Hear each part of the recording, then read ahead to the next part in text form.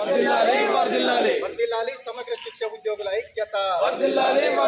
సమగ్ర శిక్షణ విద్యాశాఖలో వెంటనే విలీనం చేయాలి. సమగ్ర శిక్షణ విద్యాశాఖలో వెంటనే న్యాయం చేయాలి. సమగ్ర శిక్ష ఉద్యోగులను వెంటనే. ఈరోజు తెలంగాణ రాష్ట్రం విద్యాశాఖ సమగ్ర శిక్ష ఉద్యోగుల సంఘం పక్షాన ఉద్యమ కార్యాచరణలో భాగంగా ఆయా నియోజకవర్గాల్లో ఉన్నటువంటి శాసనసభ సభ్యులకు ఇచ్చే వినతి పత్రంలో భాగంగా ఈరోజు పరిగి నియోజకవర్గ శాసనసభ సభ్యుడు, అదేవిధంగా డిసిసి వికారాబాద్ జిల్లా అధ్యక్షులు గౌరవ డాక్టర్ టి రామ్మోహన్ రెడ్డి గారి ఇంటికి ఉద్యోగుల సంఘం పక్షాన పెద్ద ఎత్తున చేరుకోవడం జరిగింది. ఈరోజు ఒక 2 నిమిషాల ముందే గౌరవ శాసనసభ సభ్యుడు రామ్మోహన్ రెడ్డి గారు మనకు ఫోన్లో అందుబాటులోకి వచ్చి మాట్లాడడం జరిగింది. ఖచ్చితంగా నిన్న విద్యా కమిషన్ గురించి చర్చ జరిగినప్పుడు మీ ప్రస్తావన వచ్చింది. ఖచ్చితంగా మీకు న్యాయం జరుగుతుంది.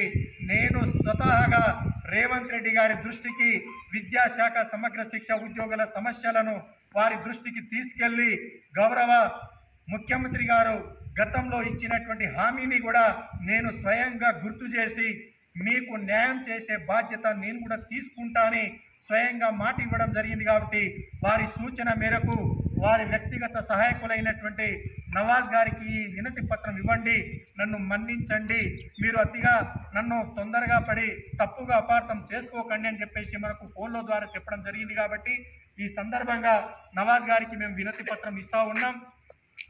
వ్యక్తిగత సహాయకులు గారికి కూడా చెప్తా ఉన్నాం, మీరు విఫలంగా ఎమ్మెల్యే గారికి మళ్ళీ చెప్పండి.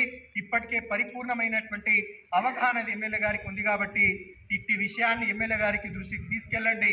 వారం రోజుల లోపల మనకు ఇంకా స్పందన లేకపోతే ఖచ్చితంగా జిల్లాలో ఉన్న వారందరం కలిసి మూకమ్ముడిగా ఇంటి దగ్గర ముట్టడి చేసి శాంతియుత నిరసన తెలియడానికి సిద్ధంగా ఉన్నామన్న విషయాన్ని తెలియజేస్తూ వర్ధిల్లాలి సమగ్ర శిక్ష ఉద్యోగుల ఐక్యత.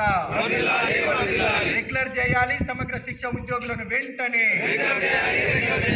థ్యాంక్ యూ, ధన్యవాదాలు.